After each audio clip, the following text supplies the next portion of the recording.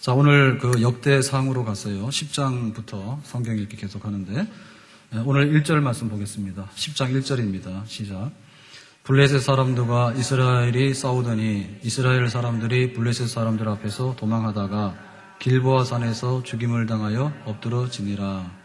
자, 이날 누가 전사했는가 하니 사울과 사울의 아들 요나단 해가지고 크게 패전해서 전사하게 됩니다.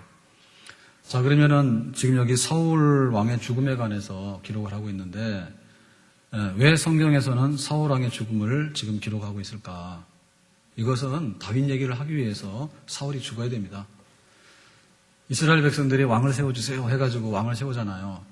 그래서 이제 처음에 세운 왕이 사울 왕이에요. 근데 이 사울 왕이 믿음으로 하나님을 섬기지 못해. 그래서 하나님의 나라를 세우는 게 아니라 세상 나라를 세우려고 하는 이런 걸 하거든요. 그래서 하나님께서 사울이 믿음에 합당치 못하고 불순종한다. 그래서 하나님 버리셨어. 그래서 사울이 이제 블레셋 사람과의 전쟁에 나가서 죽게 돼요. 그러니까 사울이 죽는다는 얘기는 다윗이 이제 등장한다는 얘기를 하기 위해서 하는 건데, 그럼 다윗에 대해서 등장하는 얘기를 왜 이렇게 하려고 하느냐? 지금 이 역대상, 역대하라고 하는 이 성경은 기록할 때 대상이 뭐죠? 대상이 바벨론의 나라가 망해서 포로로 잡혀갔다가 돌아오는 사람들에게 주는 말씀이에요.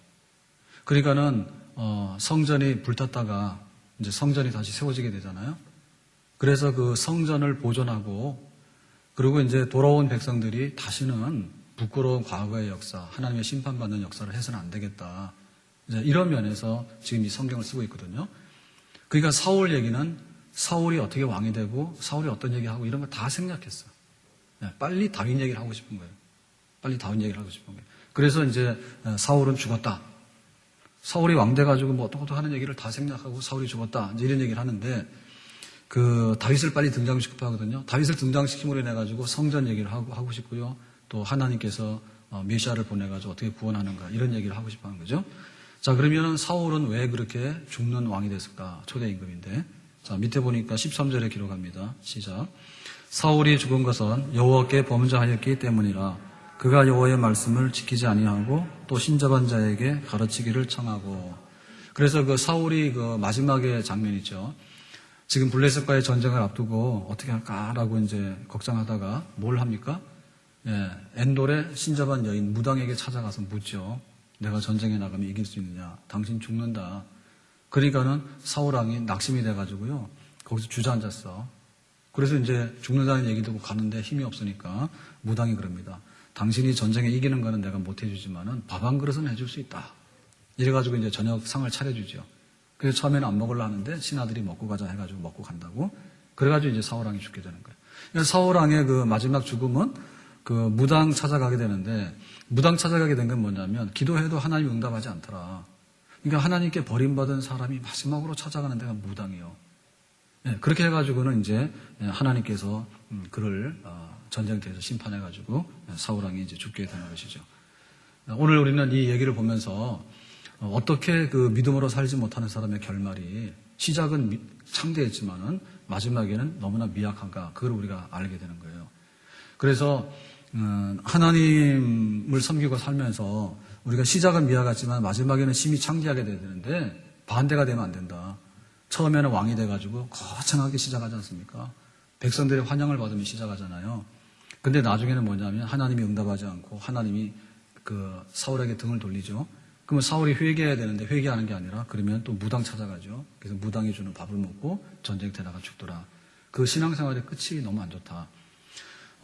모세를 보게 되면 모세는 124를 살았어요. 그랬는데 죽을 때에도 눈이 흐리지 않고 기력이 쇠하지 않고 그런 영적인 최고의 상태를 유지하고, 그게 바로 모세의 삶이잖아요. 그래서 우리도 항상 생각하기를 신앙생활에 있어서 독수리처럼 올라가는 생활이 돼야 되지, 추락하는 생활, 마지막에 믿는 사람이 그렇게 해서 죽었다니 말이 안 된다, 이런 얘기를 들어서는 안 되겠다. 우리가 교회 직분을 받을 때도 마찬가지입니다. 직분을 받을 때 기대를 안 하고 받잖아요. 그랬는데 교회에서 없어서는 아니 되는 보배가 될 수도 있어요. 근데 그냥 교회 시끄럽게 해가지고 그냥 영광 중에 그 직분을 받았습니다. 그랬는데 마지막에 가보니까 정말로 교회를 부끄럽게 하고 또 자기 자신도 앞가림도 못해가지고 쓰러지는 그런 사람들도 있단 말입니다. 그런 거 안 돼야 되겠죠. 그래서 그 사울왕의 이 간단한 얘기, 사울은 버림받아 죽었다는 얘기, 이런 거 듣지 말고 하나님께서 등장시키는 다윗 같은 사람, 마음에 드는 사람, 떠오르는 해와 같은 사람 되기를 예수님의 이름으로 축원합니다. 자, 그래서 이제 11장 3절로 가서 봅니다. 3절 시작. 이에 이스라엘의 모든 장로가 헤브론에 있는 왕에게로 나아가니 헤브론에서 다윗이 그들과 여호와 앞에 언약을 맺으며 그리디 다윗에게 기름을 부어 이스라엘의 왕으로 삼으니 여호와께서 사무엘을 통하여 전하신 말씀대로 되었더라. 지금 여기 헤브론에서 왕으로 이제 기름을 부었다 했죠. 그랬을 때 그 유다 지파의 왕이 되는 건데요. 유다 지파의 왕으로서 7년 6개월을 다윗이 재위하게 됩니다. 그러고 나서 이제 12지파의 그 왕으로서 기름을 다시 붓게 돼요. 그러니까는 이 다윗이 왕이 되는 과정을 쓰고 있는데 그 사울은 한 번에 그냥 버림받아서 전쟁 때 나가 죽었더라 이러고 끝냈잖아요. 그죠? 근데 다윗은 이제 왕이 되는 과정을 쓰고 있습니다.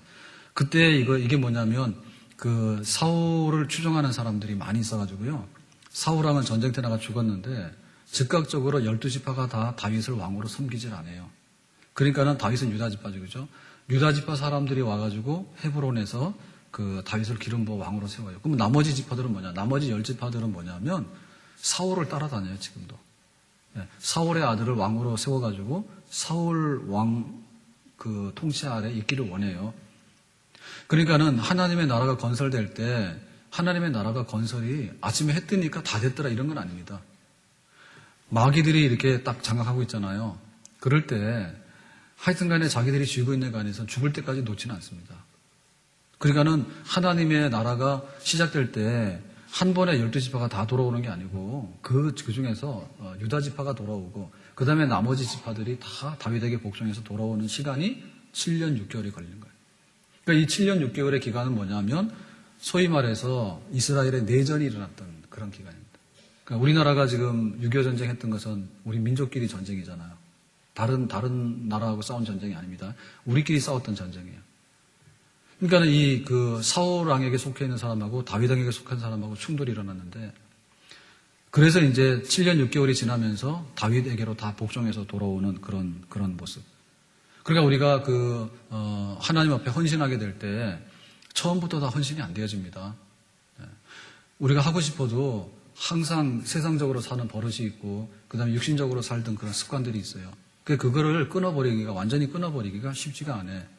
그러니까 내가 와서 그 모양은 됐지만 목사가 됐는데 목사로 자기 역할을 하는 데는 수년이 걸릴 수 있어요. 교회도 마찬가지입니다. 교회가 섰잖아요. 교회가 섰을 때 모든 것이 다 갖춰지는 교회가 되는 건 아니에요. 처음에는 미조직 교회입니다. 그러다가 이제 장로님을 세우면 조직교회가 되잖아요. 그러면 이제 담임 목사, 위임 목사가 생기잖아요. 그러면 교회가 이제 커져나가게 되는데 처음에는 갖춰지지 않는 게 많죠. 재정적인 자립이 안 되잖아요. 그리고 우리나라에 처음에 복음이 들어왔을 때는 그 선교사들이 설교를 했어요. 한국 목사님이 없었어요. 그러니까는 신학교를 세워가지고, 평양신학교를 세워가지고, 거기다가 이제 학생들을 보내죠. 그래서 이제 거기서 이제 목사 안수 받아서 나오게 되면, 그때 이제 한국말로 복음을 전하게 되고, 그렇게 하면서 교회가 점점 커져 나오게 되는 거예요.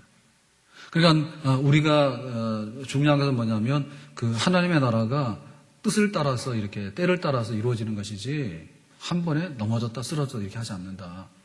그러니까 그 과정 속에 있어서 우리는 하나님의 나라가 100% 쓰는 그날까지 영적으로 분투하고 최선을 다하고 그렇게 성장하고 그래서 어둠을 물리치고 빛이 임할 수 있도록 하고 사탄의 왕국이 무너지고 하나님의 왕국이 건설되도록 하는 그 일에 영적인 전사로서 그리스도의 군사로서 우리가 부름을 받은 줄로 믿습니다. 자, 그래서 이제 다윗은 이제 그 헤브론에서 왕이 됐는데요. 자, 그 다음에 이제 왕이 되고 나서 한 일이 뭐냐. 5절 말씀인데, 5절을 보겠습니다. 시작. 여부스 원주민이 다윗에게 이르기를 내가 이리로 들어오지 못하리라 하나 다윗이 시온 산성을 빼앗았으니 이는 다윗성이더라. 그래 이제 그 헤브론에서 왕이 됐는데 왕도 수도를 삼아야 되잖아요. 그 수도를 어디로 삼았습니까? 예루살렘으로 삼았습니다. 그러니까 이 예루살렘은 누가 지금 장악하고 있는 땅입니까? 여부스족이 장악하고 있는 땅이에요. 높은 산지고 요새예요. 그러면 여호수아가 가나안 땅에 들어왔을 때 그 가나안 땅을 정복하고 나서 땅 분배해가지고 나눠줬잖아요. 그랬는데 이 여부스족이 다윗 시대까지 지금 예루살렘을 장악하고 있었다는 얘기 뭐죠? 힘이 강해가지고 이스라엘이 여기를 못 쫓아냈다는 얘기죠. 그러니까는 다윗이 이제 왕이 된 다음에 예루살렘에다가 수도를 정하는데 거기가 바로 하나님이 거하시는 하나님의 보좌입니다. 그러니까 원수들이 가지고 있던 그 예루살렘을 여부수족을 쫓아내고 그 요새인 그 예루살렘을 차지해가지고 그 예루살렘 성을 다윗성이라고 바꿨어. 그러니까 이제 하나님의 보좌, 하나님께서 통치하시는 그 자리가 확고하게 서게 되는 거죠. 그러니까 7년 6개월 동안에 모든 그 12지파가 다윗에게 돌아오게 되고 또 다윗은 예루살렘을 정복하게 되고 그래가지고 이제 다윗의 나라, 하나님의 나라가 견고하게 수도도 정하고 백성들도 많아지게 되고 그러니까 하나님 나라가 왕성하게 서가는 그런 모습을 우리는 여기서 보게 되는 거죠. 자, 그래서 그 10절에 보니까 이렇게 기록합니다. 10절에 밑에 10절 다 같이 시작. 다윗에게 있는 용사의 우두머리는 이러하니라. 이 사람들이 온 이스라엘과 더불어 다윗을 힘껏 도와 나라를 얻게 하고 그를 세워 왕으로 삼았으니 이는 여호와께서 이스라엘에 대하여 이르신 말씀대로 함이었더라. 그 다윗의 용사들이 있어가지고 다윗을 힘껏 도와가지고 왕으로 삼고 나라가 든든하게 서도록 하는 협력자들이 거기에 많이 있었더라라고 하는 얘기죠. 그러니까는 하나님의 나라가 서가는데 시간도 걸리고 그 다음에 그 요새인 예루살렘을 정복하는 큰 전쟁도 있어야 되고 그리고 다윗을 돕는 용사들이 많아가지고 그 하나님의 나라 다윗의 나라를 건설하는데 요긴하게 뒷받침도 해줘야 되고 이런 것들이 되어질 때에 비로소 다윗의 왕국 하나님의 나라가 견고하게 이 땅에 자리를 잡게 되는 줄로 믿습니다. 자, 그러면 이제 우리는 어떠한 그 용사들이 있는가라고 보는데요. 자, 12장으로 가서 보겠습니다. 12장의 1절입니다. 시작. 다윗이 기스의 아들 사울로 말미암아 시글락에 숨어 있을 때에 그에게 와서 싸움을 도운 용사 중에 든 자가 있었으니 이제 베냐민 지파가 있었고 그 다음에 22절로 가서 봅니다. 시작. 그때 사람이 날마다 다윗에게로 돌아와서 돕고자 하며 큰 군대를 이루어 하나님의 군대와 같았더라. 여기 보니까 이제 그 다윗이 사울왕에게 마지막으로 쫓겨다니면서 숨어 있을 때가 어디죠? 블레셋 사람들 거기 시글락이죠. 시글락. 시글락에 가서 다윗이 이제 망명 생활을 하잖아요, 그죠? 그때 이제 그 사울왕이 블레셋과 전쟁에 나가서 전사해서 죽잖아요. 그러니까 다윗이 마지막에 그 피해 있을 그 시글락에 와서 다윗을 도와준 그 다윗의 용사들이 많았어요. 그러니까 처음에 사울왕의 핍박을 피해가지고 도망갈 때 아둘람 굴에서 모였잖아요. 아둘람 굴에서. 그러니까 사울왕이 하는 일이 못마땅하고 너무나 영적으로 갈급해서 사울왕의 품을 떠나서 다윗에게로 온 사람들. 그래서 아둘람 굴에 모였는데 그때 처음에 군대가 400명이에요. 근데 400명이 이제 다윗을 도와서 함께 동고동락했고 그러고 나서 그 군대가 이제 더 확장돼가 600명이 됐고요. 그리고 이 시글락에서 마지막으로 다윗이 이제 이스라엘 헤브론의 왕이 돼가지고 이렇게 오기 전까지 그 다윗의 피난 생활, 망명 생활, 그야말로 그 다윗과 함께 있다가는 죽을지도 모르는 그런 생활이지만은 뜻을 같이 해가지고 사울왕이 아니라 다윗 편에 있었던 수많은 용사들이 있습니다. 그러니까 이런 용사들이 힘이 돼가지고 다윗이 이제 이스라엘의 왕으로 이제 금이 환영해서 오게 되는 거예요. 그래서 거기 보니까 돕는 사람들을 어떻게 표현했는가 하니 큰 군대를 이루어 마치 하나님의 군대와 같았더라. 그러니까 하나님께서 다윗을 도울 때 그 다윗의 군사들, 다윗과 함께 충성하고 다윗을 위해서라면 목숨을 걸고 이런 군사들이 하나하나 모이기 시작해가지고 나중에 이제 사울이 죽고 다윗이 이스라엘의 왕으로 이렇게 즉위할 쯤에 돼가지고는 큰 군대인데 그 군대는 뭐냐면 하나님에게 헌신된 하나님의 군대들이 그 다윗의 주변에 많이 있었기 때문에 다윗은 왕이 되고 그 다음에 예루살렘도 정복하고 그래서 수도를 정하고 나라의 기초를 튼튼하게 하는 그런 역사가 있게 되는 줄로 믿습니다. 우리는 이 역사를 보면서요. 그 사울왕에게 있어서 불순종하고 무당 찾아가서 죽었다라 하는 역사는 우리가 그런 일에 대해서는 우리가 개입할 필요가 없어요. 그런 쪽에 속하면 안 되죠. 그죠? 자, 그런데 우리가 다윗의 그 편에 서가지고 어떻게 하나님 편에서 우리가 섬기는 사람이 될 것인가라고 할 때 그 동고동락을 같이 해가지고 결국에는 다윗의 왕국을 튼튼하게 해서 그 영광을 함께 나누는 사람. 우리가 거기에 우리가 부름받은 겁니다. 그러니까 우리가 어떻게 그 하나님을 섬길까라고 할 때 하나님을 혼자 섬길 수 없어요. 하나님 혼자 섬길 수 없어. 하나님을 섬기는 삼겹절의 역사를 이루어야 되거든요. 동역자들이 함께 많이 모여야 돼요. 그래서 시작은 미약했지만 마지막에는 심히 창대한 역사가 있게끔 우리가 겹겹이 그 동역자의 역사를 이루어줘야 됩니다. 그래야지 다윗의 왕국이 쓰게 되는 것이고요. 우리가 그런 말미암아서 너희들이 수고했다 해가지고 그 하나님 영광의 나라에 있을 때 상도 받게 되는 그런 역사가 있는 줄로 믿습니다. 그러니까 우리가 비록 그 다윗은 아니다 하더라도 다윗 주변에 있는 용사 되어야 되겠다. 그리고 우리가 바울은 아닙니다. 그죠? 그렇지만은 로마서에도 보고 그 성경의 구석구석에 보면 바울을 도왔던 동역자들의 이름이 다 기록되어 있어요. 브리스가 아굴라 부부는 눈이라도 빼줄 것 같았다. 이렇게 기록하고 있거든요. 그러니까는 어떻게 그 바울을 돕는 그 무리들 가운데 들어갈 것인가? 어떻게 우리가 하나님의 교회가 쓰는데 하나님의 교회가 쓸 때 우리가 그 하나의 기둥이 되고 기초를 놓는데 우리가 힘이 될 것인가? 그거가 바로 은혜 받은 하나님 백성들의 특징들이에요. 그러니까 영광만 이렇게 딱 따려고 하는 게 아니라 영광만 따려고 하는 게 아니라 그 영광에 이르기까지의 그 과정들을 우리가 어떻게 함께 공유할 것인가? 그게 문제입니다. 어제 우리 가족 카톡을 했는데 뭐라고 해서 뭐 보냈어요. 뭐 호수공원 가서 사진 하는데 보냈나 금요일 그랬더니 이제 어제 토요일이죠. 그죠? 어제 토요일인데 우리 막내가 고생 끝에 중간고사 끝나가지고 뭐 팀에서 우리 경주 가요 그러더라고. 그러더니 사진을 딱 보내왔어요. 여기는 불국사 이래가지고 보냈는데 절은 안 찍었고 거기 막 단풍 든 거 있잖아요. 그거 탁 해서 사진 하나 딱 보냈더라고. 불국사라고. 그러니까 이제 가족방이니까요. 그러니까 또 우리 큰아이가 좋겠다 그러니까 그러면 거기 상주에는 그러면 단풍 있나? 그랬더니 상주에는 감밖에 없어. 그래서 물어봤더니 뭐 아들이고 며느리고 해가지고요 식구들이 다 객진 나가 있는 가족들이요 감 따러 왔대. 감 따러. 거기는 산에 가면 단풍이 있지 왜 없겠어요.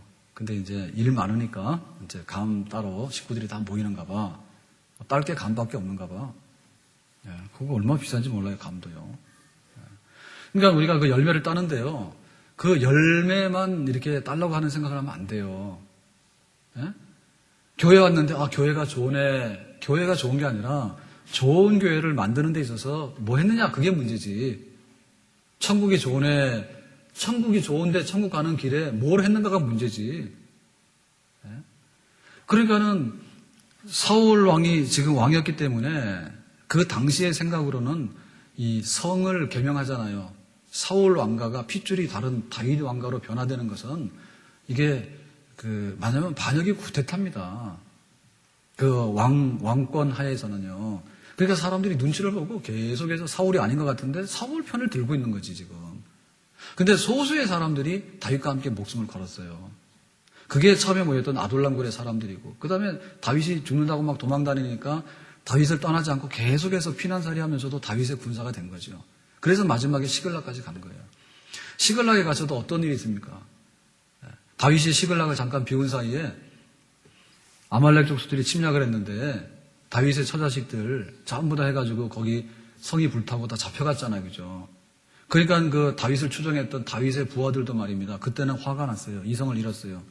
우리가 이렇게 성을 비웠기 때문에 성이 불타고 처자식 다 잡혀갔다고 그래가지고 화가 나가지고 다윗을 돌로 들어서 치려고 하잖아요. 그러니까 그런 정도의 그 위기가 또 와요. 그런데 그 사건을 다윗이 기도 중에 아말렉을 추격해가지고 처자식을 다 찾아오지 않습니까? 그래가지고 그 다윗의 부하들이 다 다시 화합해가지고 다윗을 따르게 되잖아요. 그러니까는 헤어지려면 헤어질 수도 있고 언젠가 떠나려면 떠날 수 있고 언젠가 돌을 들어 칠 수도 있는 겁니다.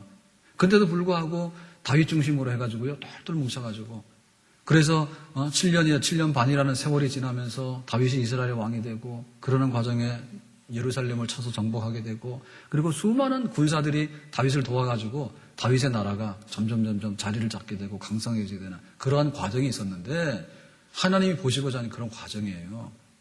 그렇기 때문에 우리가 그 하나님 섬기면서 결과만 가지고 우리가 얻으려고 하는 결과만 가지고 이게 네 공로냐 내 공로냐 하는 그 생각하지 말고 과정에 있어서 어떻게 하나님의 교회가 서가고 어떻게 복음이 전파되는가라는 면에 있어서 우리가 하나님의 큰 군대를 이루는데 기꺼이 뜻을 같이 하고 마음을 같이 해서 동참해 주는 것, 그것이 바로 하나님의 부르심 받은 복된 백성인 줄로 믿습니다. 자, 그래서 이제 다윗이 이제 강성한 그런 이제 왕권을 이제 이루게 되는데요. 자, 그때 다윗의 역점 사업이 뭐냐, 중점 사업이. 자, 13장 10절로 가서 보겠습니다. 13장 10절입니다. 시작. 우사가 손을 펴서 괴를 붙들므로 말미암아 여호와께서 진노하사 치심에 그가 거기 하나님 앞에서 죽으니라. 자, 14절. 하나님의 교회가 오벳에돔의 집에서 그의 가족과 함께 석 달을 있습니다. 여호와께서 오벳에돔의 집과 그의 모든 소유의 복을 내리셨더라. 자, 여기는 지금 어떤 사건에 대한 거냐면 언약궤에 대한 사건입니다. 우리가 흔히 이제 법궤 그러는데 그 법궤라는 말은요 언약궤예요. 성경에 보면 언약궤인데요. 언약궤는 뭐냐? 하나님께서 그 이스라엘 백성들에게 그 예배 드릴 때 성막, 천막을 이제 그 세우도록 하죠, 그죠? 그래서 이제 그 마당에 뜰이 있고요. 뜰 안으로 성막에 들어가게 되면 성소가 있어요, 성소. 홀리 플레이스. 성소가 있는데 그 성소에는 뭐 진설병 떡을 놓은 것도 있고, 촛불도 있고, 그 다음에 또 뭐가 있습니까? 촛불하고, 그 다음 뭐 있어? 향. 이런 게 있죠, 그죠? 성소 안에.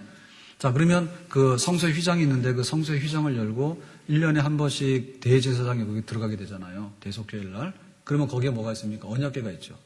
네, 언약궤 안에 이제 그 십계명 새긴 돌비하고 뭐 아론의 쌍난 지팡이하고 또 만나하고 이렇게 보관하는데 그 언약궤라고 하는 조그만 상자예요. 상자. 그런데 그것이 뭐냐면 하나님의 임재를 상징하는 그 거룩한 성물 중의 성물인 언약궤입니다. 그러니까 이 언약궤가 뭐냐면 하나님이 계신다고 하는 임재의 마지막 상징이에요. 최후의 거룩한 상징이에요.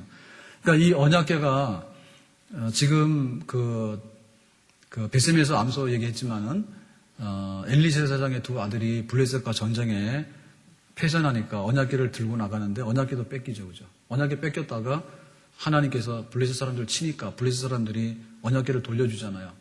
그게 돌아오는 과정에 있어서 그 사람이 변별지 못하니까 그 암소가 끌고 왔다고 수레에다 싣고 그게 다 잘못된 겁니다. 그러니까는 그 하나님의 임재의 상징이라고 하는 것이요. 그 모세 시대에는 그야말로 성소 안에 지성소 안에 언약궤가 잘 보관이 돼 있었어요. 그리고 이 언약궤가 그 모세 여호수아 시대에 보면은 요단강을 건너갈 때도 맨 앞장섰고요. 그 다음에 여리고성 들어갈 때도 언약궤가 한 바퀴씩 도는 겁니다. 그래가지고는 여리고성이 무너지게 되고. 그러니까 그야말로 언약궤는 뭐냐면 하나님이 우리와 함께하는 임재의 상징으로서 하나님 백성들에게 큰 그 영광을 나타내고 그런 그 복을 주셨던 그런 거예요.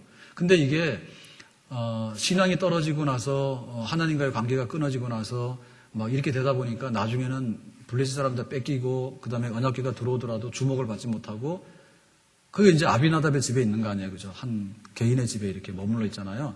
그래서 다윗이 왕이 되고 나서 제일 역점 사업을 했던 게 뭐냐면 하나님의 언약궤를 예루살렘으로 모셔오는 거예요. 그 지금 자기는 여부수 사람들을 물리치고서 예루살렘을 이제 도시로 정했죠. 수도로 정했죠. 그러니까 예루살렘 견고한 그 터전에 하나님이 여기에 계시면서 영원한 나라를 세워주세요. 하나님이 왕이시고 저는 하나님 그 심부름 많은 그런 왕입니다. 이렇게 한 거 아니에요? 그랬을 때 그 예루살렘에 하나님이 계시기를 원해가지고 그 여부수를 쫓아내고 이제 그 성을 세웠는데 근데 막상 하나님의 언약궤를 모셔와야지 지금 하나님이 여기 왕으로서 즉위하고 계시는 거잖아. 지금 자기가 임시로 지금 다윗이 왕 노릇하고 있는 거 아니에요? 그래가지고 이제 언약궤를 모셔오는 일이 바로 다윗이 하는 일이고 그 다윗이 하는 일 중에 하나님을 지금 여기 예루살렘에 모시는 일이야말로 가장 거룩한 일이고 다윗의 왕국이 번영하고 영원토록 세상을 이기고 승리하는 그런 하나님의 나라가 되는 그런 상징적인 사건이 바로 언약궤를 모시는 사건입니다. 그러니까 다윗의 믿음을 말해주는 거죠. 그죠? 그러니까 이스라엘이라고 하는 나라, 다윗의 왕국이라고 하는 나라는 그냥 칼과 창으로 나가서 전쟁 잘하고 그런 나라가 아니고 하나님이 우리 여기 안에 계시고 하나님이 여기 계시고 하나님이 왕이 되시고 하나님이 예루살렘을 지키시고 하나님께서 이 왕국을 번성케 하시고 그런 나라가 되기 원한다라는 것이 바로 하나님의 뜻이고요. 다윗이 그걸 알고서는 이 일을 하게 되는 거예요. 그러니까 이 언약궤를 이렇게 모셔오는 일은 다윗이 왕이 되는 존재 목적이고 해야 될 사명 중에 사명입니다. 그러니까 이게 다윗이 이걸 하게 된 거는 잘한 일이죠. 그죠? 근데 잘 못했어요, 방법이. 잘 못한 거는 우사가 이제 수레에다 싣고 왔는데 아마 블레셋 사람들이 그 베세메스로 가는 소에다가 언약궤를 실어서 보냈던 것처럼 그렇게 막 세상적으로 생각한 것 같아. 이건 뭐 효율성이죠. 수레가, 소가 끄는 이 수레가 언약궤를 싣고 가면은 뭐 굉장히 편하고 좋잖아요. 빨리 갈 거고요. 근데 이거는 잘못된 거거든요. 예, 고아자손, 레위 지파의 고아자손이 어깨에다 메고 거룩하게 모시고 가야 되는 것이 바로 하나님 언약궤예요. 그러니까 하나님이 이렇게 가는데 그 소수레 타고 가면 되겠어요? 예? 그런데 이제 우사가 가는데 타작마당에 오니까 소들이 생각이 다르죠. 그래서 이제 먹는 거 생각나가지고 소들이 막 이렇게 뛰었단 말입니다. 그러니까 이제 이 상자가, 자그마한 상자가 이게 쏟아져서 떨어질라 하잖아요. 그러니까 우사가 이거 떨어지면 안 되는데 하고 잡았더니 하나님께서 즉사해서 죽었다고, 진노해서. 그러니까 하나님의 거룩한 성물을 손댔단 말이죠. 그러니까 애초부터 이게 수레에다 싣고 가는 게 아니에요. 수레에다 싣고 가는 게 아닙니다. 하나님의 거룩한 것을 짐승한테 맡기면 됩니까? 안 되잖아요. 그래서 다윗이 대낭패를 본 거예요. 어떻게 이 예루살렘을 왕도로 삼아가지고 하나님을 왕으로 이렇게 모셔와서 하나님께 바쳐진 나라, 하나님께서 여기 계셔서 통치하시는 그런 나라가 되기 원하는 원대한 이상이 있었는데 오히려 그냥 우사가 거기서 즉사해서 죽는 바람에 다윗은 겁나가지고요. 다 중지하고는 일을 그만뒀어. 그래 이걸 보게 되면 우리가 하나님을 섬기는데 마음에는 원이지만은 뜻이 다르면 안 됩니다. 우리가 기도를 하잖아요. 우리가 오늘도 뭐 그 수능 시험 치는 자녀들을 위해서 기도하라 해서 3부 예배 끝나갔더니 막 기다렸대. 오늘 막 성찬까지 겹쳐가지고요. 원래는 다음 주에 해야 되는 건데 성찬을. 근데 다음 주 뭐 새생명 한다 해가지고 그게 겹치는 바람에 오늘 한 주 앞당겨서 했어요. 그러니까 그 늦은 데다 갔더니 30분이 지났어요. 저거 안내하고 뭐하고. 그리고 갔더니 그때는 목사님 늦게 왔다고 눈치가 안 좋더라고. 그럼 뭐 자기들끼리 기도하고 가지 뭐하러 기다렸어. 근데 우리는 그래도 양반입니다. 근데 막 수능 때 되고 이렇게 되면은 가서 막 난리가 나잖아요. 가서 온갖 군데 가서 다 빌잖아. 여기 가서 빌고 저기 가서 빌고 그 다음에 뭐 엿사다도 빌고 떡 사다가도 빌고 다 빌잖아. 그러니까 그 마음에는 우리 자녀들이 시험 치니까 잘 됐으면 좋겠다는 것은 하나님 다 인정하신다고. 근데 가서 빌 때를 빌어야지. 잘못 비니까 그게 하나님의 진노의 대상인 거예요. 그게 예배가 아니에요. 그러니까 다윗이 그런 범죄를 저지른 거예요. 그러니까 우리가 예배당에 출입하는 건 좋은데 예배 드리는 건 좋아요. 근데 신령과 진정으로 제대로 된 예배를 드려야 돼요. 와가지고 다른 예배를 드리고 가면 안 된다고. 그러니까 말씀의 은혜를 받아야 되고요. 그리고 성령의 지배를 받아가지고 내가 어떻게 육신이 죽고 내 자아가 죽고 정말 하나님의 음성을 듣고 성령의 음성을 듣고 내가 이렇게 결단하고 그렇게 살 것인가에 대해서 그 과정이 진짜 예배가 돼야 된단 말이에요. 아멘? 오래간만에 와가지고 먼 산 보고 막 하다가 오늘 뭐 한대? 이러고 그렇게 가면은 흉내는 예배를 드린 거지만 속에 있는 내용은 예배가 아니라고 말이죠. 그래서 우리는 그걸 목적해야 됩니다. 하나님 내가 교인이 되고 기독교인이 된 거는 고마운 일인데 내용이 부실하면 별 볼 일 없다. 오히려 괜히 그거 가지고 경감망동에서 하다가는 안 믿는 사람보다도 더 매맞는다. 그걸 깨달아야 돼요. 안 믿는 사람 원래 모르니까 그렇다 치잖아요. 근데 아는 사람이 왜 그럽니까? 아는 사람이 왜 주일날 교회를 안 하고 아는 사람이 왜 성찬을 안 해? 중세시대 때는요. 로마 교황청에서 그 유럽의 왕들을 굴복시킬 때 니들 말 안 들으면 성찬 안 주고 너희들 그런 거는 다 와서 무릎 꿇었어요. 겁나가지고. 그러니까 우리는 성찬한다 그래도 오지도 않아.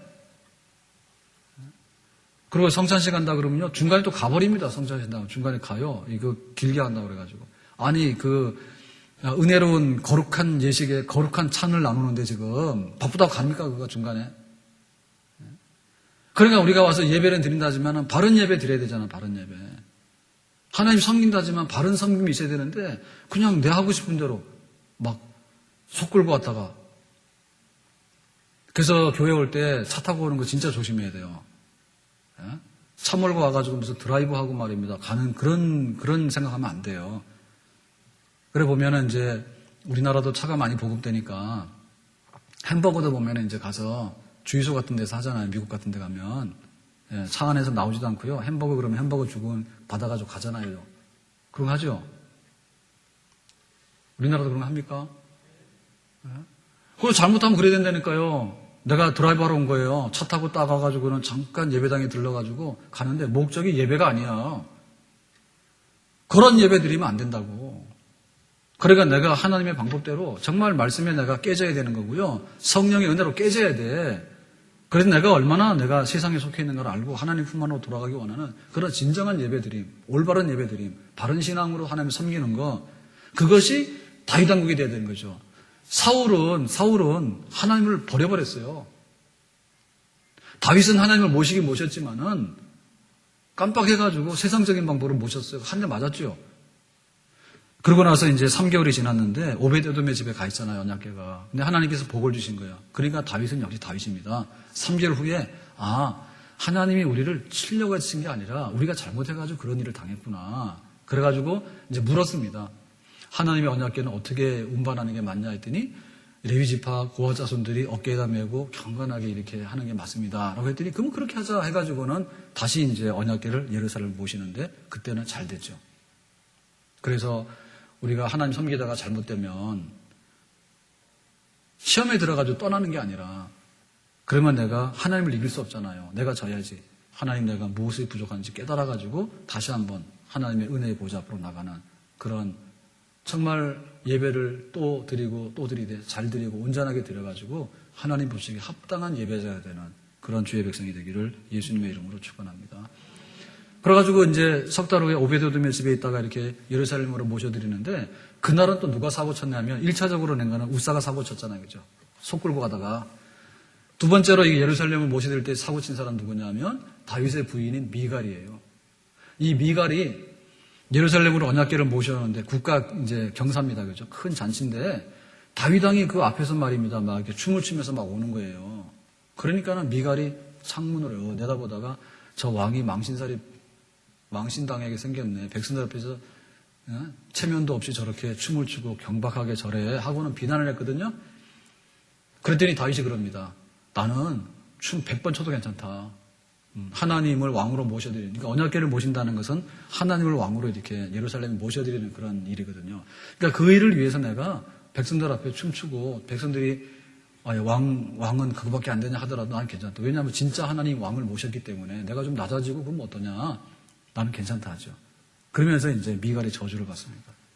그러니까 우리가 처음에 막 손을 대는 우사도 잘못됐지만은 경건하게 예배드리고 은혜 가운데 예배드리고 나는 아무것도 아니야. 하나님 제일이야 라고 하는데 야 하나님 어디 있어? 네가 제일이지. 만약에 그런 식으로 나가는 하나님을 업신여기고 얕보게 되는 그런 불경스러운 마음이 있다면 그것도 내려놓고 정말 하나님 앞에 춤을 추든 웃으라면 웃는 거고 울려면 우는 거고 하나님 말씀이 옳으면 아멘이고요. 내가 잘못했으면 회개합니다 하는 거죠. 그죠? 그래가지고 하나님을 제대로 섬길 수 있는. 그래서 드디어 예루살렘에 언약궤를 모심으로 인해서 다윗의 왕국 사람의 왕국이 아니라 하나님의 왕국으로 변화되는 그런 역사가 있었는데 우리 교회도 그렇고 우리 가정도 그렇고 우리 인생도 그렇고 하나님이 우리 가정의 주인이고 하나님이 우리 교회의 주인이고 하나님이 내 인생의 주인이 돼서 확실하게 언약궤 모시고 예루살렘에다가 하나님을 모시는 그런 백성이 되기를 주님의 이름으로 축원합니다. 자, 이제 그 예루살렘으로 언약궤를 모셔왔으니까 다윗은 큰 일을 했습니다. 자, 그때 이제 다음에 그 하는 사업이 뭐냐? 14장 1절인데요. 1절 말씀 보겠습니다. 시작. 두로왕 히람이 다윗에게 사신들과 백향목과 석수와 목수를 보내 그의 궁전을 건축하게 하였더라. 자, 이제 다윗이 이제 그 궁궐을 건축하게 됐어요. 그런데 이제 목재나 이런 게 기술이 부족하니까 누가 협력했습니까? 두로왕 히람이 이제 돌과 목수와 백향목을 보내가지고 궁전 건축하는데 협력을 했다. 그러니까 이건 뭡니까? 이미 다윗의 그 명성과 다윗의 실력에 대해서 두로 왕도 다 이제 인정을 하게 되고 다윗 궁궐을 짓는데 돕겠다라고 하는 것이 있으니까 이미 다윗 왕국이 국경을 넘어갔다는 얘기죠, 그죠? 영향력이 굉장히 잘 된 거죠. 사울 왕을 피해서 도망다닐 때 다윗이 아닙니다, 이제. 자, 그랬을 때 그 2절에 보니까 궁궐을 지으면서 다윗이 어떤 거를 깨달았는가? 2절 말씀입니다. 다 같이 시작. 다윗이 여호와께서 자기를 이스라엘의 왕으로 삼으신 줄을 깨달았으니 이는 그의 백성 이스라엘을 위하여 그의 나라가 높이 들림을 받았음을 알미였더라. 여기 보니까 다윗이 그 궁궐을 탁 짓고 있는데 감동이 어떻습니까? 자, 하나님의 언약궤를, 자, 예루살렘이 그 아주 견고한 그 도성이 될 수 있거든요. 그러니까 여부수족을 쫓아내서 이제 그 차지했습니다. 그 다음에 이제 하나님을 모셔와서 여기다 왕으로 모셨습니다.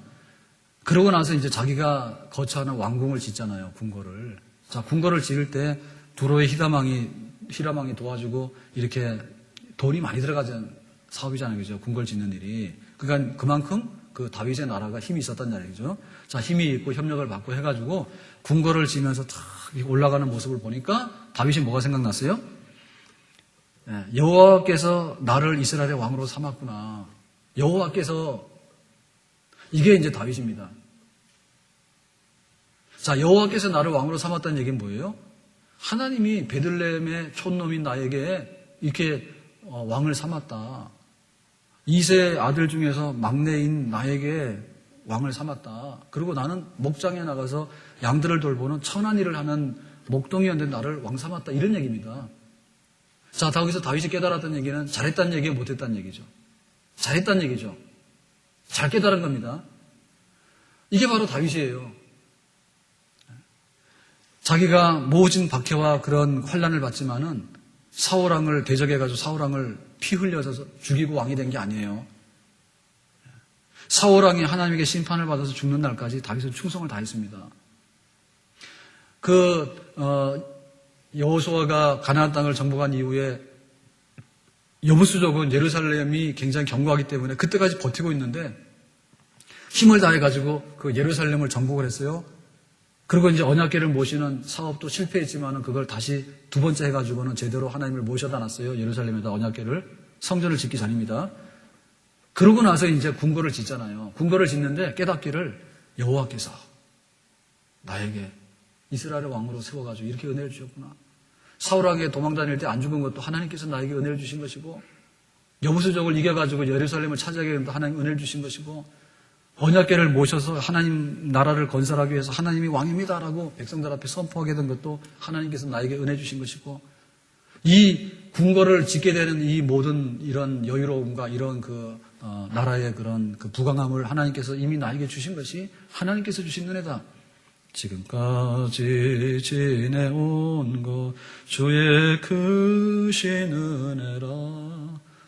하나님께서 나에게 주신 은혜가 크다. 그러니까 다윗은 뭡니까? 될 사람이죠, 될 사람. 다윗은 될 사람이요. 사울은 처음에 이스라엘 왕이 될 때요, 굉장히 겸손했습니다. 왕 세워주세요 하니까 제비를 뽑았거든요. 제비를 뽑았는데 뽑고 또 뽑으니까 베냐민 지파 중에서 사울이 걸린 거예요. 그래서 사울이 나 같은 사람이 어떻게 왕이 됩니까? 하고 수레 밑에가 숨어 있었다고 처음에. 사울도 처음에는 겸손했습니다. 그랬는데 일단 왕이 딱 되고 나니까 그때부터 자기의 본심이 나타나기 시작하는 거예요. 그래가지고는 골리앗과 싸울 때 자기는 못 싸우면서 싸워서 이기면 사위 삼겠다 하고 막 해놓고는 다윗이 골리앗을 이기고 나니까 백성들이 뭐랍니까? 사울은 천천히고 다윗은 만만히를 하니까 사울이 기분 나빠가지고 그때부터 다윗 죽이려 하잖아요. 그러니까 이미 교만이 찬 거죠. 사울은 깨닫지를 못했어. 처음에는 겸손한 것 같았는데 깨닫지 못해가지고 아이고 내가 왕이지. 다윗이 나를 죽이고서 나를 왕 못하게 되면 어떻게 될까? 이런 인간적인 생각, 이런 것만 막 들어가가지고 완전히 잡초동산이 된 거지, 사울은. 반면에 다윗은 뭐냐면, 다윗은 하나님께서 은혜 주시면 주시도록 깨닫는 게 많은 거예요. 이것도 은혜고 저것도 은혜고 다 은혜네 해가지고는 하나님, 어떻게 나 같은 목동이, 어떻게 베들레헴의 촌놈이 이 이스라엘의 왕이 돼가지고, 그동안에 이스라엘은 매일같이 블레셋 사람들한테 시달리고 뺏기고 약탈당하는 그야말로 자기의 주권도 지키지 못하는 나라였습니다. 그런데 다윗이 왕이 되고 나서 강성해가지고 이렇게 원조를 받으면서 협력을 받으면서 궁궐을 짓는 걸 보니까 하나님의 은혜가 말로 다 할 수 없습니다. 그러니까 익은 벼가 고개를 숙인다고 다윗은 그런 사람이 된 거죠. 이게 바로 역대기에서 기록하고 싶었던 거예요. 왜 우리가 옛날에 바빌론에 그렇게 포로가 돼가지고 나라가 망했느냐? 우리가 하나님 잘못 섬기기 때문에 그렇다. 근데 이제 돌아왔지 않습니까? 돌아왔을 때 어떻게 하면 불탄 성전을 재건해가지고 다시 한번 하나님 앞에 온전하게 예배드리는 그런 백성으로 우리가 온전해질 것인가? 그리고 우리가 하나님 말씀대로 살고 하나님 말씀대로 충성을 다하는 그런 백성이 되어야 되겠는데 라고 할 때 누구 얘기를 하게 됩니까? 다윗 얘기를 하게 되는 겁니다. 다윗이 그렇게 깨닫고 하나님의 언약궤를 모시고 거기다 성전을 세우고 그리고 하나님 앞에 자기 자랑하지 아니하고 은혜 받는 대로 하나님 앞에 충성을 다하고 섬겼던 다윗 같은 믿음의 사람들이 우리 조상이고 우리들이 실수해가지고 바벨론에 한번 나라가 망해서 잡혀갔다 왔지만은 다시는 이제 그런 일이 우리에게는 반복이 돼서 안 되는 것이니 우리가 이 말씀대로 잘 깨닫고 살아가야 되겠다. 이런 말씀으로 주고 있는 거예요. 아멘. 오늘 우리 안에도 이런 모습이 있어야 될 것입니다. 좀 진짜 깨닫는 바가 있어야 될 것 같아요. 얼마나 좋은지 몰라. 좋으면 좋을수록 하나님 앞에. 좋으면 좋을수록 하나님 앞에. 지금 뭐 우리나라에 뭐 불난 게 많다면서요. 등산복 등산화에다가 뭐 캠핑에다 뭐에다 불난 게 그렇게 많대. 옛날에 안 하던 거 해보려고. 그래서 제가 엊그젠가 제가 인터넷에서 그 신문 뉴스 보다가요. 신기한 거를 발견했어. 신기한 게 아니라 진짜 아주 군침 도는 걸 발견했어요. 그게 뭐냐면 일반 뉴스만 딱 보다가 그 뉴스 그 신문에 그 지면이 다 다르잖아요. 섹션이 다르잖아요. 그 뭐 여기 정치, 경제, 사회 뭐 스포츠잖아요. 주로 이제 스포츠 보고 뭐 정치 이제 뭐 지금 제일 중요한 뉴스 보고 그러고 항상 끝나잖아요. 뭐 경제 이런 건 뭐 나하고 상관이 없잖아요. 내가 뭐 할 건데 경제를 뭐. 그래서 오늘은 뭐 야구 뭐 하나, 축구 뭐 하나 이제 이런 거나 보지. 근데 이제 내가 엊그제 발견한 건 뭐냐면 그 여행에 관한 정보인데 그 여행에 관해서 그 정보 같은 거 이제 해놓으면 저도 스크립 해놓은 거 있어요. 그냥 그 기사 복사해가지고 갖다 놓은 거 있어요. 인터넷에 있단 말이에요. 여기 있는 게 아니라 인터넷에 그 여행 그러면 여행에 대해서 책도 한 서너 권 있잖아요. 여행에 관한 책 항상 못 가면 그거 펴놓고 보는 겁니다. 책 펴놓고 보면 다 갔다 온 거지. 그래가지고 올까리 다 갔잖아. 그거 못 가가지고. 그런데 보니까 그 여행 정보가 있는데 그 뭐냐면 라이프라고요. 그 신문 지면 섹션 중에 라이프라고 있어요. 라이프. 라이프 안에 보면 여행도 있고 먹는 것도 있고 다 있더라고. 그래서 거기 딱 보니까 여행에 관한 기사가 나왔는데 그 실시간으로 올라간 거 있잖아요. 오늘이 며칠이에요? 11월 3일이에요. 그러면 11월 3일 날 올린 기사가 있다고. 그러면 예를 들면 서울에도 단풍 볼 때가 많다. 우리는 단풍 그러면 설악산을 생각하는데 조금 늦어서 그러면 일 끝내놓고 간다. 그래서 갔더니 겨울 얼음이 얼었잖아. 설악산 갔더니. 그런 경험 없어요? 많죠. 단풍이 언제 갔는지 도망갔는지 모르겠다니까. 교회 오다가 길거리 단풍 조금 봤는데 호수공원 가니까 단풍이 다 져버렸잖아. 그러니까는 큰일 났어, 우리가. 못 누리고 사는 거지, 지금. 그래서 우리의 라이프를 잘 봐야 됩니다, 라이프를. 근데 거기 보니까, 여행에 보니까 뭐, 서울의 숲이다, 보라매 공원이다, 그런데도 단풍이 많다는데? 예? 또 서울에 막 이게 그 성곽 있잖아요. 사대문 성곽. 그것도 가면은 또 좋고.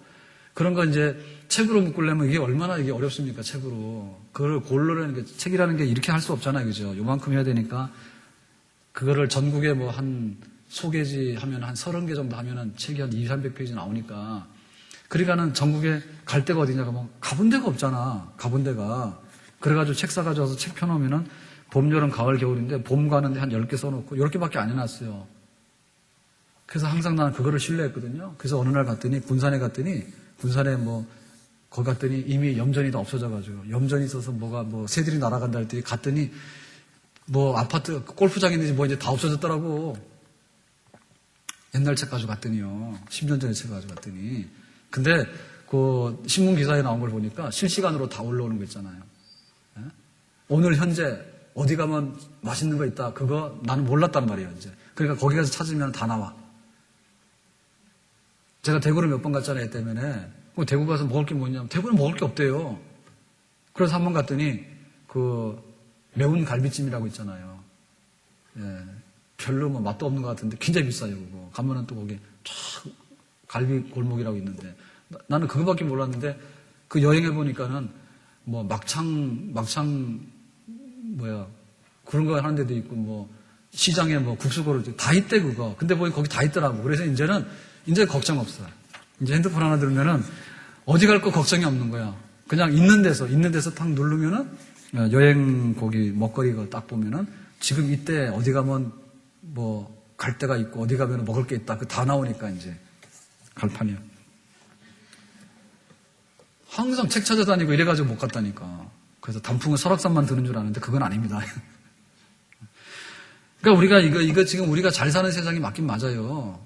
근데 그럴수록 고개를 숙여야 되잖아. 고개를 숙여야 되잖아. 병원도 안 가는 데가 없잖아요. 그러니까 나 가서 쌍꺼풀 해주세요. 뭐 살 빼주세요. 뭐 비타민 주사도 맞는다며. 온갖 거 다 한다며 가가지고. 얼마나 좋아졌냐고. 그런데 그럴수록 뭐냐면 다윗처럼 깨달아야 될 거 아니야. 옛날 같은 평균 수명이 60세입니다.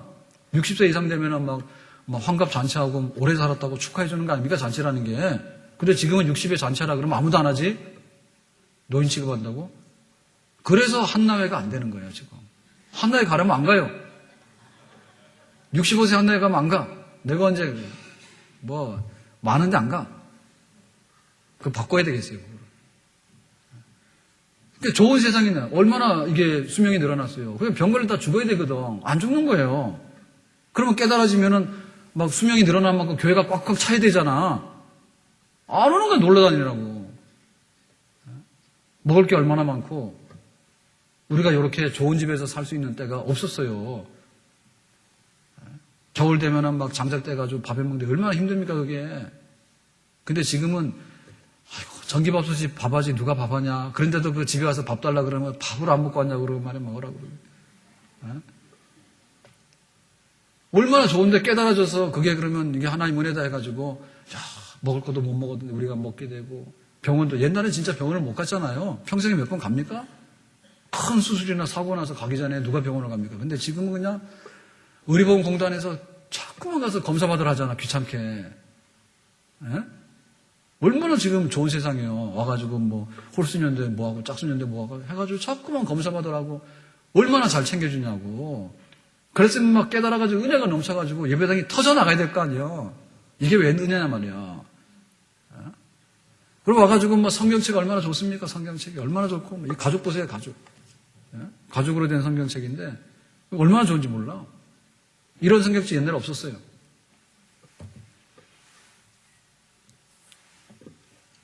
그렇게 많은 것을 누리고 있는데 다윗은 깨달아가지고 하나님께서 다윗의 왕국을 통해서 일하시는 그런 영광을 나타내 주신 줄로 믿습니다. 근데 만약에 우리가 그걸 깨닫지 못한다면 사울하면 짱나는 겁니다.